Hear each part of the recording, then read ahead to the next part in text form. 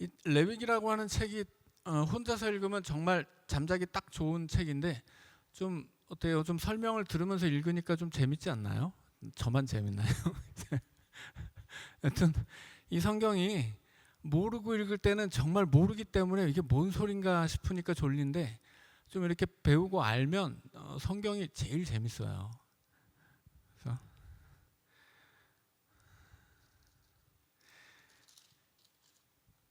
자, 이제 시간이 되었으니까 또 잠깐 또 설명을 드리자면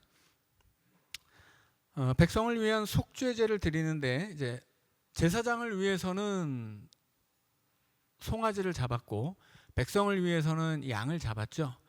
그래서 제사장을 위해서 잡은 그 송아지의 피를 가져다가 이제 그 속죄소 동쪽에도 뿌리고 속죄소 앞에도 뿌리고 나중에는 이제 제단에도 뿌릴 거예요. 그리고 내성소에도 이제 내성소에는 뭐 향단, 떡상, 뭐 등대도 있죠. 여기에다가 다 뿌립니다. 이건 피를 뿌리는 이유는 뭐예요? 정화를 위해서예요. 정화. 부정한 것을 씻는 것입니다.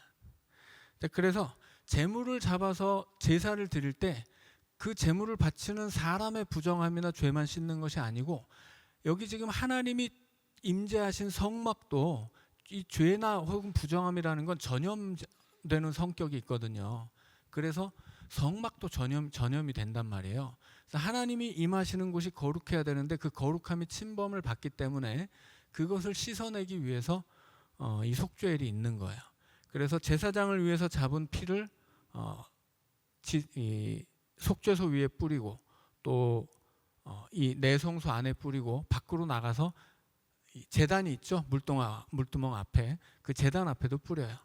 자, 그리고 양을 잡아서 백성을 위해 잡은 양의 피도 똑같이 뿌리는데 밖에 나가서 제단에 뿌릴 때는 이 소와 양을 그 소와 양의 나중에 이제 염소도 잡죠. 염소의 피를 가져다가 이걸 이제 같이 또 뿌려요. 자, 그래서 이 속죄 제사에서 잡는 소와 양과 염소가 있단 말이죠. 이것들의 피를 이제 나중에 이 성막 앞에 있는 번제단에 뿌릴 때는 이것을 섞어서 뿌립니다. 자, 그래서 처음에 두 마리 준비한 염소가 두 마리였죠. 그러니까 한 마리는 하나님을 위해서, 한 마리는 아사셀을 위해서 준비하는 것인데 하나님을 위해서 잡은 것은 하나님 앞에 바쳐요. 속죄를 위해 바치죠. 그러니까 이 염소 두 마리는 뭐예요? 속죄의 제물이에요. 속죄의 제물. 속죄의 제물인데 두 가지 방식으로 속죄를 하는 거죠. 한 마리는 전통적인 방식대로 백성들의 죄를 거기다 다 안수해서 뒤집어 씌운 다음에 하나님 앞에 바쳐서 태우는 것이고 또 이 피를 뿌리고 나머지는 태우고 그리고 나머지 한 마리는 다른 방식이에요. 이 속죄일만은 다른 방식으로 이 염소한테 안수한 다음에 자기 죄를 이스라엘의 모든 죄를 뒤집어 씌워서 광야로 보내요. 본래 그 죄가 있어야 하는 자리.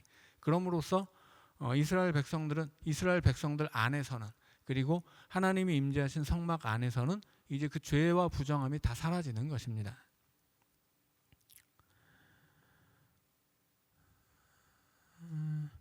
자, 그리고 이제 23절부터 읽어갈 텐데 23절부터 23절, 24절은 두 번째 번제예요. 그러니까 처음에 이렇게 목욕하고 의관 정제하고 제물을 준비한 다음에 이제 속죄제를 드리죠. 그 다음에 아사셀 염소를 광야에다가 방생하는 이제 행사를 치르고 그리고 그 다음에 다시 이제 하나님 앞에 번제를 드리는데 그 다음 번제는 올림 제사예요. 그러니까 처음에 이 아사셀 염소 행사가 중심인 거죠. 아사셀 염소 행사가 이 모든 그 속죄일 제사의 중심에 있다면 그 앞에서는 정화 제사예요. 부정한 것을 씻는 제사죠. 아사셀 염소를 광야로 보낸 다음에는 올림 제사예요. 번제. 올림 제사는 뭐냐면 헌신과 봉헌을 상징하는 것입니다. 그래서 아사셀 염소 전에 이스라엘의 모든 죄와 부정한 것을 다 속죄제로 씻어낸다면 그 다음에는 이 아사셀 염소를 보내서 이제 그 모든 속죄를 완결하는 거예요. 이스라엘 안에 있는 그 모든 부정함과 죄를 광야로 보냄으로써 이제 이 속죄의 모든 속죄가 맞춰지게 되는 거예요. 그러면 그 다음에는 다시 번제를 드립니다. 두 번의 번제를 드리는데 똑같이 제사장을 위해서, 그 다음에 백성을 위해서예요. 그래서 이 번제는 뭐예요? 이 올림 제사는 하나님 앞에 제사하는 사람을 연기로 올려드린다는 상징이죠. 그래서 다시 한번 하나님의 백성으로서 하나님 앞에 헌신되기를 결단하는 제사가 아사셀 염소를 바친 뒤에 다시 이어진다는 이야기입니다. 자, 23절부터 이제 읽습니다. 아론은 회막에 들어가서 지성소에 들어갈 때 입었던 세마포 옷을 벗어 거기에 두고 거룩한 곳에서 물로 그의 몸을 씻고 자기 옷을 입고 나와서 자기의 번제와 백성의 번제를 드려 자기와 백성을 위하여 속죄하고 속죄 제물의 기름을 제단에서 불사를 것이요. 자, 아론이 지금 대제사장이죠. 그 아론이 속죄제를 드리고 아론이 속죄제를 드린 다음에는 정해진 사람이 있어요. 제사장 중에 하나를 정해서 아론이 이 2마리 염소 중에 1마리를 하나님 앞에 제사로 드린 다음에는 이 아사셀 염소를 광야로 데려가기로 정해진 사람은 출발하는 거야.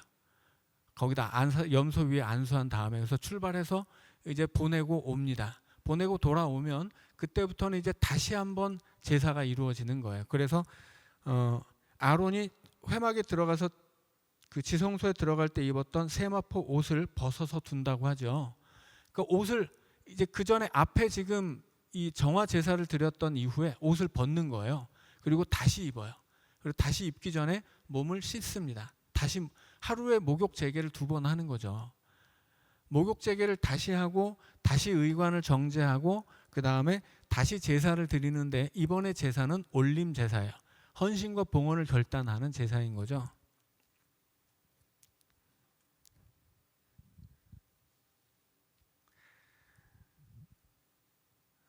자, 그리고 이제 26절부터는 마무리 의식이에요. 이제 아사셀 그 염소를 보내고 온 사람이 이제 자기 옷을 빨고 또 자기 몸을 또 물에 씻고 그리고 이제 진영으로 들어가서 이제 그 제사 드리고 이제 제사를 드릴 때 그 제물을 바칠 때 빼놨던 뭐 가죽이랑 그 염소의 그 똥 뭐 이런 것들을 이제 진 밖으로 가서 이제 불사르고 이제 정리하는 이야기입니다. 자, 26절부터 읽습니다. 염소를 아사셀에게 보낸 자는 그의 옷을 빨고 물로 그의 몸을 씻은 후에 진영에 들어갈 것이며 속죄제 숫송아지와 속죄제 염소의 피를 성소로 들여다가 속죄하였은즉 그 가죽과 고기와 똥을 밖으로 내다가 불사를 것이요 불사른 자는 그의 옷을 빨고 물로 그의 몸을 씻은 후에 진영에 들어갈지니라. 자, 이제 이렇게 하면 이 모든 속죄제의 일들이 이제 완료된 것입니다. 자, 29절부터 읽습니다. 너희는 영원히 이 규례를 지킬지니라. 7째 달 그 달 10일에 너희는 스스로 괴롭게 하고 아무 일도 하지 말되 본토인이든지 너희 중에 거류하는 거류민이든지 그리하라. 자, 이것은 영원히 지킬 규례라고 하죠. 7월 10일 날 대속죄일이라고 불러요. 그래서 이날 하루는 금식을 하는 거예요. 그런데 여기서 너희는 스스로 괴롭게 하라 이야기하죠. 스스로 괴롭게 한다고 할 때 우리가 흔히 보통 생각하는 것은 이제 첫 번째는 금식, 그리고 두 번째는 이제 회개예요. 그래서 본래 이제 이스라엘의 대속죄일에 했던 것이 이제 금식과 회개 기도거든요.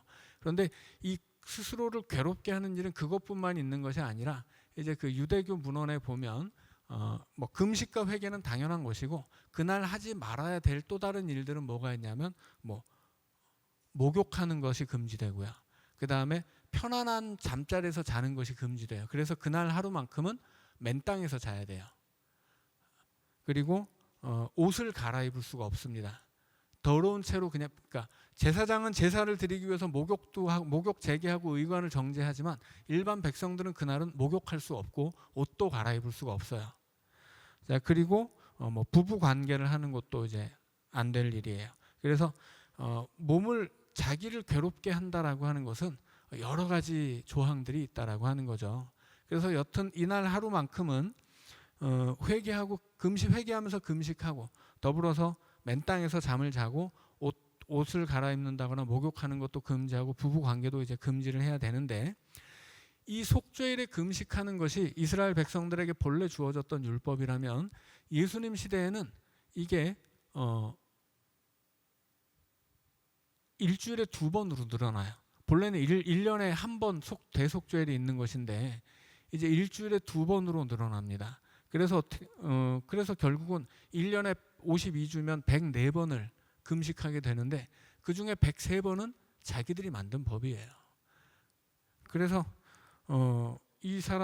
그 예수님 시대 유대인들이 종교적인 의무가 3가지 있었는데 금식과 구제와 기도였거든요.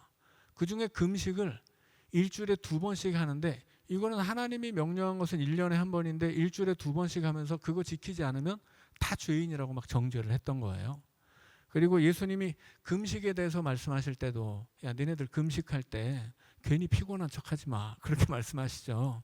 금식을 하려면 금식 안 하는 것처럼 남들이 금식하는 줄 모르는 것처럼 모르도록 그렇게 이제 은밀하게 하라고 하죠. 이 율법주의자들이 금식을 가지고서 자기의 경건함을 보이기 위해서 나 금식한다고 얼굴에 배고픈 티를 내고 있었단 말이에요. 막 걸어가도 평일에는 막 씩씩하게 걷다가 금식하는 날 되면 나 막 어제부터 굶은 것처럼 막 이렇게 비틀거리면서 아이고 배고파 막 이런 식으로 이제 다닌단 말이죠. 그러니까 이 사람들이 자기 율법의 의의를 나타내기 위해서 그렇게 금식하면 티를 내고, 구제도 이 율법이 정한 3대 의무 중에 하나인데 구제할 때마다 나팔을 불었다고 그래요. 그래서 실제로 나팔을 가지면서 불었을 수도 있겠지만 나팔을 분다는 것은 막 광고했다는 이야기예요, 근본적으로는. 그래서 이 예루살렘 성전에서도 헌금할 때 예수님 시대 예루살렘 성전은 구약의 성막이나 성전과는 전혀 달라요. 왜냐하면 예수님 시대 성전은 헤롯이 지었기 때문이에요. 헤롯이 성전을 지을 때 구약의 전통을 고려해서 짓지 않습니다. 구약의 전통이 고려되지 않고 헤롯은 당대 굉장히 유명한 건축가였어요. 그래서 이 예루살렘 성전뿐만이 아니라 헤롯이 지은 멋진 도시들도 있어요.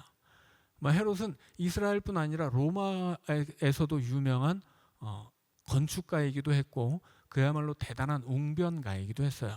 그러니까 헤롯은 역사적으로 보면 그야말로 그 시대를 풍미한 풍운아입니다. 대단히 막 천재적인 사람이었어요. 이제 안타까운 것은 이 헤롯이 굉장히 사랑했었던 그의 부인 이제 마리암네랑 이제 사이가 틀어져요.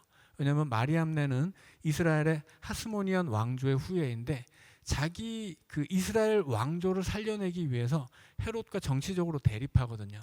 근데 헤롯은 에돔 사람이고 이방인이기 때문에 이스라엘에서 어떤 정치 권력을 휘두르려면 이 이스라엘의 전통 왕조였던 하스모니안의 공주 미리암네를 부인으로 맞이해야만 해요.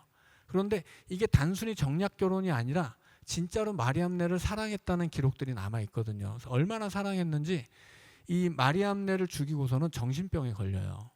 그러니까 결국 이 권력은 자식하고도 나누지 못하는 것이라 이 아버지의 권력을 탐냈던 아들들을 죽이게 되는데, 아들들을 죽였으니 이제 마리암네랑 틀어지고 결국은 사랑하는 부인도 죽이게 돼요. 자기 그 왕권에 대한 욕심 때문에. 결국은 이 헤롯은 이 말년에 가서는 정신병이 걸려가지고 이 정신병 때문에 죽습니다. 그러니까 굉장히 불행한 사람이죠. 불행한데 결국은 이제 그의 욕심이 자기 자식과 사랑하는 부인까지도 죽이게 되면서 그 욕심과 사랑이 부딪히면서 이제 정신이 이제 정신줄을 놓게 되고 정신병으로 죽게 되는데, 여튼 그가 정신이 멀쩡할 때는 정말 대단한 사람이 헤롯이었어요. 그 시대를 완전히 풍미했었던 사람이고, 이게 또 헤롯이 얼마나 대단한지를 얘기하려면 시간이 너무 길어지니까 또 다음 기회로 그냥 미루도록 하겠습니다. 헤롯이 만든 성전은 구약이 말해주는 어떤 성전의 양식과는 전혀 달라요. 왜냐하면 이제 그냥 아름다운 웅장하고 아름답게 짓는 것이 목적이었기 때문에 이제 헤롯은 그냥 아름답게 지었고, 뭔 얘기를 하다가 헤롯까지 갔죠? 예? 구제. 맞아요. 이 헤롯이 뭐 예를 들어 헤롯이 지은 예루살렘 성전에 이만했다면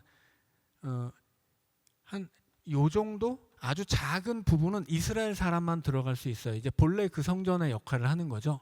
그런데 이 헤롯 성전의 대다수의 이 장소는 말하자면 이 헤롯이 지은 예루살렘 성전은 당시의 관광지였어요. 헤롯이 너무 아름답게 건물을 지었기 때문에 이 온갖 그 나라 사람들이 이 건축물을 보러 구경도 많이 왔었다고 그래요. 그런데 이 성전으로 들어가면 이 마당에 헌금함이 여러 개가 있어요. 그리고 이 헌금함은 뭘로 만드냐면 쇠로 만들어요. 쇠로 만드는 이유가 뭘까요? 돈 많이 들면 소리가 크게 나도록. 그래서 이렇게 이게 입구면 이렇게 꼬아서 뭐 이런 식으로 들어갈 수 헌금함에 돈이 들어가도록 관을 이렇게 길게 만들었어요. 그래서 과부의 헌금처럼 딸랑 가벼운 동전 2개만 넣으면 별로 소리도 안 나요.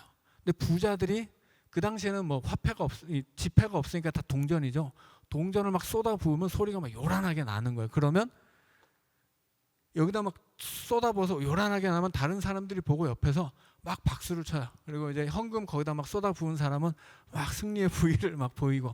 이게 실제로 그랬었어요. 왜냐하면 이렇게 하나님 앞에 많이 바쳐서 주목받고 박수 받는 걸 명예라고 여겼어요. 근데 예수님은 전혀 다른 해석을 한 거죠. 이런 건 명예로운 것도 아니고 칭찬받을 일이 아니에요. 왜냐하면 그렇게 박수를 받으면 하나님 앞에서 받을 상이 다 없어지기 때문이죠. 자, 그래서 이제 이 시대의 그 율법주의라고 하는 것이 이런 그 하나님 앞에서 나의 정결함을 위해서 해야 되는 것, 뭐 그 모든 일들을 다 개인의 명예로 만들어 버려요. 그러니까 결국 그것이 타락인 거죠. 하나님 앞에서 내가 뭐 기도하건 예배를 드리건 뭐 봉헌을 하건 뭐가 되었든 간에 이것은 내가 하나님 앞에 거룩하게 서기 위한 일들인데 이것을 사람들 앞에 박수받기 위한 일들로 바꾸는 것이 율법주의예요. 그것이 타락인 거죠. 그것이 죄악인 것이고 신앙의 본질을 잃어버린 거예요. 그러니까 우리가 교회에서도 내가 뭘 이렇게 뭐 자꾸 어떤 사람 하나를 이렇게 축혀 세우고 박수를 쳐주고 이러는 것이 좋지 않고 신앙적이지 않아요. 그래서 우리 교회에서 제가 자꾸만 이제 그런 것들을 이제 억누르고 박수 쳐주지 않으려고 하기 때문에 가끔 이렇게 건의사항이 들어와요. 누구는 좀 세워서 박수 치면 어떻습니까? 신앙적이지 않으니까 안 하겠습니다. 그러니까 거절하거든요. 어떤 때는 좀 미안해요. 미안한데 세상에서는 뭐 본인의 명예가 될 만한 일은 남들도 박수 쳐주면 좋아요. 그러나 교회에서는 그것이 좋지 않아요.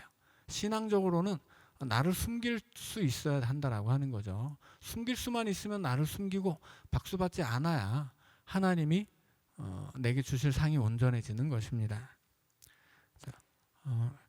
뭐 이 금식에 관한 이야기에서 너무 멀리 나온 것 같은데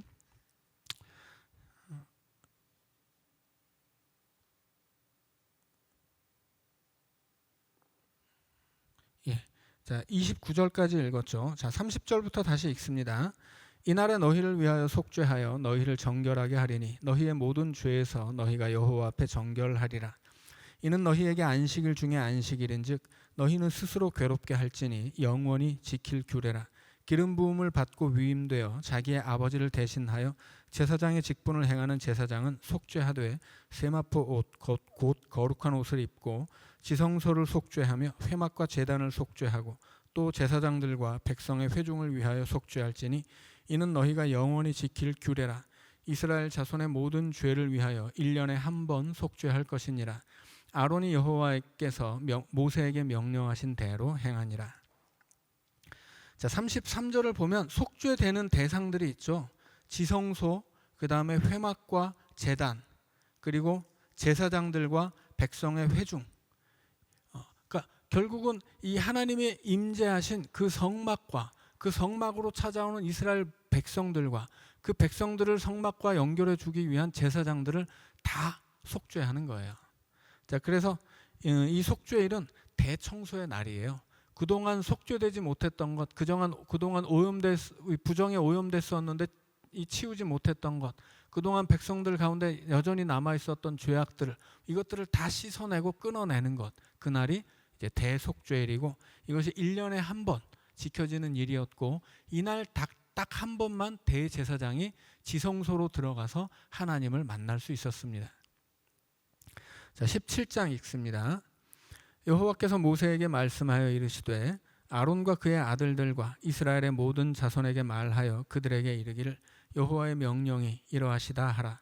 이스라엘 집의 모든 사람이 소나 어린 양이나 염소를 진영 안에서 잡든지 진영 밖에서 잡든지 먼저 회막 문으로 끌고 가서 여호와의 성막 앞에서 여호와께 예물로 드리지 아니하는 자는 피 흘린 자로 여길 것이라. 그가 피를 흘렸은즉 자기 백성 중에서 끊어지리라. 자, 그런즉 이스라엘 자손이 들에서 잡던 그들의 제물을 회막 문 여호와께로 끌고 가서 제사장에게 주어 화목제로 여호와께 드려야 할 것이요, 제사장은 그 피를 회막문 여호와의 제단에 뿌리고 그 기름을 불살라 여호와께 향기로운 냄새가 되게 할 것이라.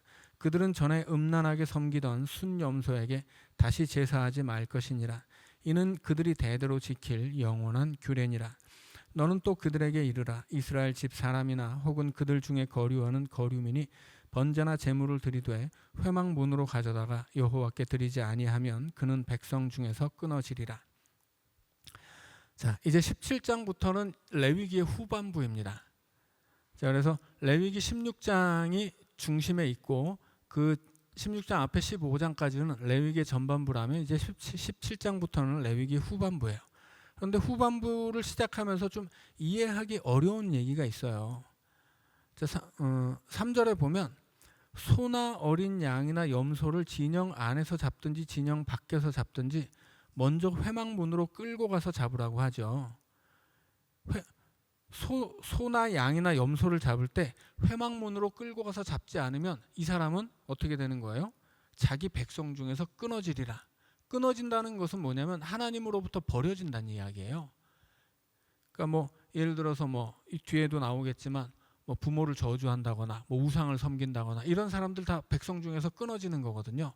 그거랑 똑같이 소나 양이나 염소를 회막문으로 끌고 가서 잡지 않으면 그렇게 백성 중에서 끊어진다고 하는 게 무슨 얘기냐 하는 거죠. 자, 7절에 보면 음란하게 섬기던 순염소 얘기가 나오죠. 아까도 말씀드렸듯이 이 시대의 순염소는 고대 근동에서는 광범위하게 어떤 그 우상으로 섬기던 것이 염소예요. 그리고 염소는 어떤 악마를 상징하는 것이기도 했습니다. 자, 그래서 이 순염소라는 것은 말하자면 이 우상 숭배거든요.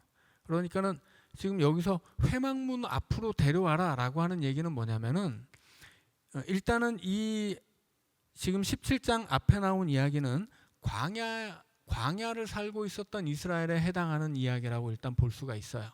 왜냐하면 신명기 12장 21절로 가면 만약에 그 성막에서 혹은 성전에서 너희 집이 너무 멀면 그냥 니네 동네에서 잡아라 이렇게 얘기를 하거든요.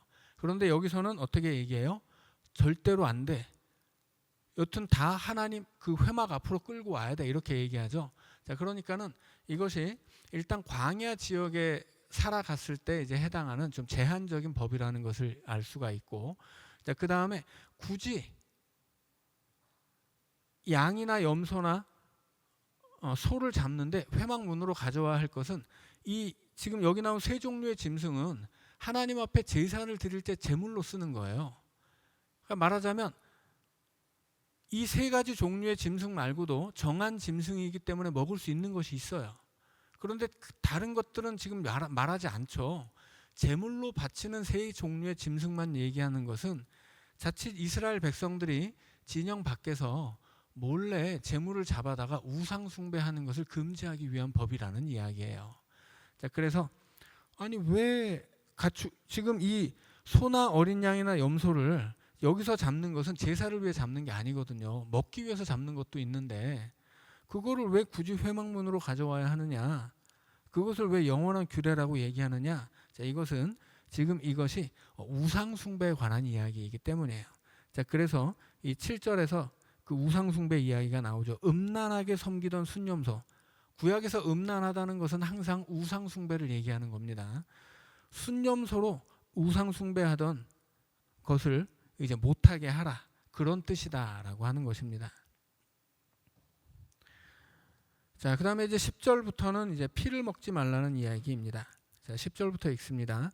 이스라엘 집 사람이나 그들 중에 거류하는 거류민 중에 무슨 피든지 먹는 자가 있으면 내가 그 피를 먹는 그 사람에게는 내 얼굴을 대하여 그를 백성 중에서 끊으리니 육체의 생명은 피에 있음이라. 내가 이 피를 너희에게 주어 제단에 뿌려 너희의 생명을 위하여 속죄하게 하였나니 생명이 피에 있으므로 피가 죄를 속하느니라.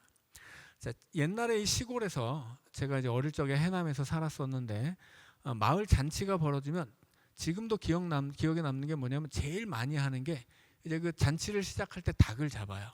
그래서 닭 모가지를 콱 비틀어 가지고 그 피를 받습니다. 피를 받아 가지고 이제 어른들이 마셔요.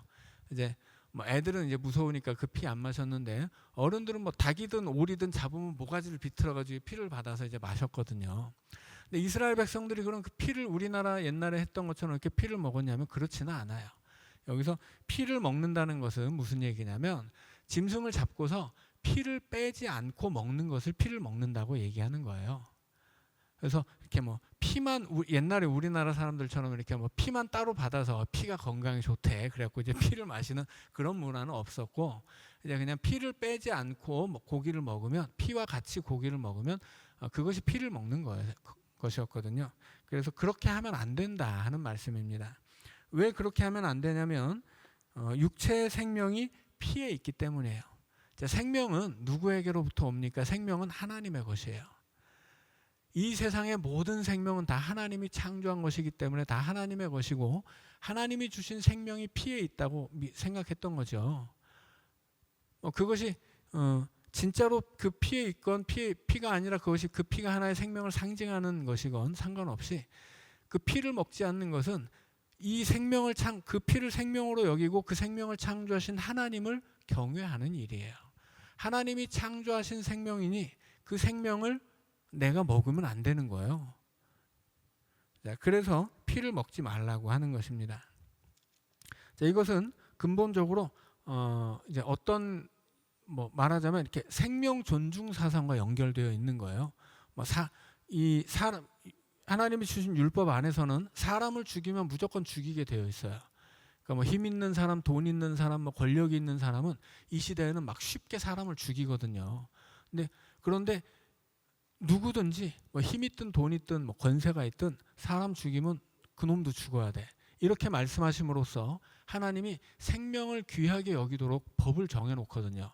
그런데 그 존중받고 지켜져야 할 생명 중에는 사람만이 아니라 짐승도 마찬가지다라고 하는 거예요. 짐승도 그의 생명이 귀하고 그것이 하나님으로부터 나온 것이라는 걸 이런 피를 금지하는 이 법을 통해서 알게 해주는 것입니다. 자, 12절부터 읽습니다.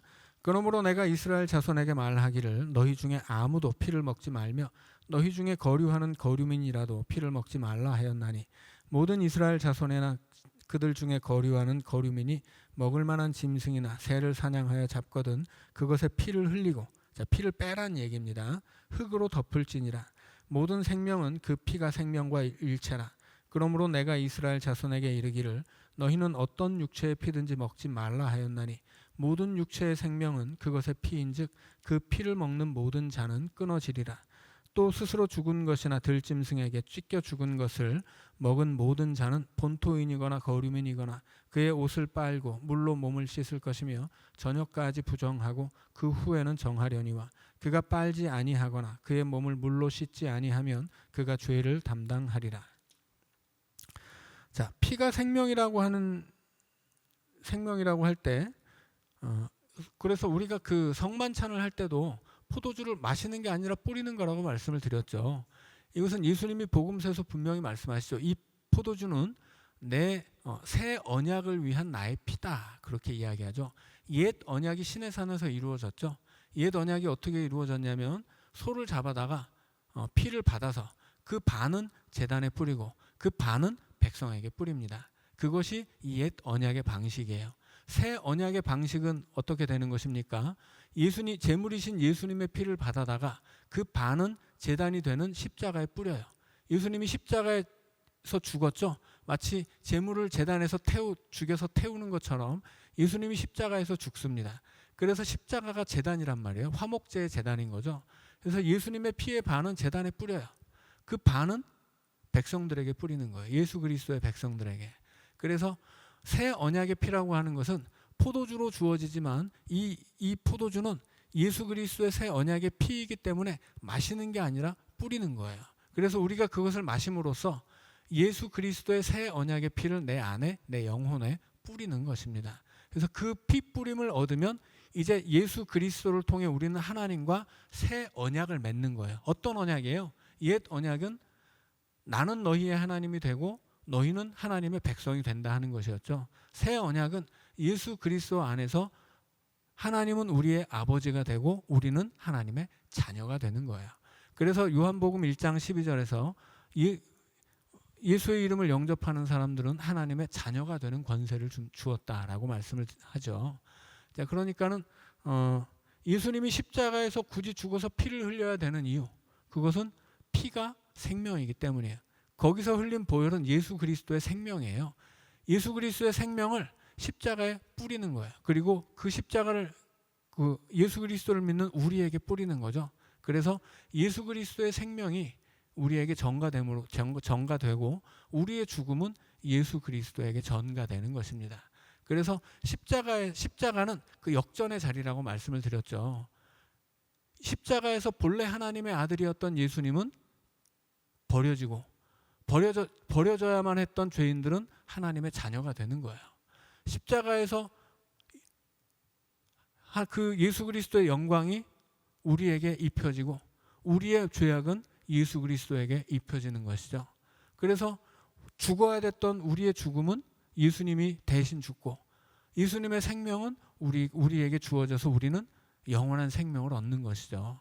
그래서 십자가는 그 역전의 자리라고 이제 말씀을 드렸어요. 자, 그래서 이렇게 피가 생명이다라고 하는 사실을 통해서 그래서 피를 먹지 않고 이제 뿌린다. 뭐 이런 이야기들이 결국은 우리가 오늘날 믿는 기독교의 신앙과 다 연결이 되는 거죠. 그래서 이게 단순히 이 레위기의 어떤 제사법이나 이런 레위기 그 옛날의 율법들이 그냥 사라지는 것이 아니고 오늘 예수 그리스도를 통해 성취되고 완성되어서 오늘 우리의 신앙으로 계승되는 거예요.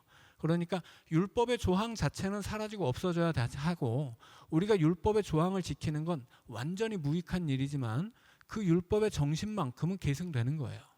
그래서 오늘날 구약의 율법을 지키자고 하는 사람들이 있다면 그 사람들은 다 이단이에요. 그러나 반대로 구약의 율법이 아무 의미도 없고 그냥 사라진 것이라고 말한다면 그 사람은 성경에 무지한 거예요. 그러니까 이 모든 구약의 율법들은 혹은 제사와 성막까지도 다 예수 그리스도를 통해 성취되고 우리의 신앙으로 계승되는 것입니다. 자, 그렇게 이해하시면 우리가 레위기를 읽어야만 하는 이유가 이제 더 분명해지는 거죠. 자, 오늘은 여기까지 읽고 마치도록 하겠습니다. 자, 기도하겠습니다. 사랑의 주님, 세상을 살다 보면 날마다 우리의 마음과 삶에 죄가 묻어나고 거룩해야 할 우리의 삶이 부정해지는 것을 깨닫습니다. 주님, 날마다 회개하며 거룩해야만 하는 우리의 삶에 묻은 그 죄를 씻어내는 하나님의 백성 되게 하여 주옵소서. 일마다 때마다 회개할 뿐 아니라 내가 삶 속에서 짓게 되는 그 모든 죄를 두려워하고 슬퍼하며 애통함으로써 이 땅에서도 하나님 나라를 온전히 살아가는 하나님의 백성 또 하나님의 자녀로 살게 하여 주시옵소서. 우리 구주 예수님 이름으로 기도드리옵나이다. 아멘. 예, 수고하셨습니다.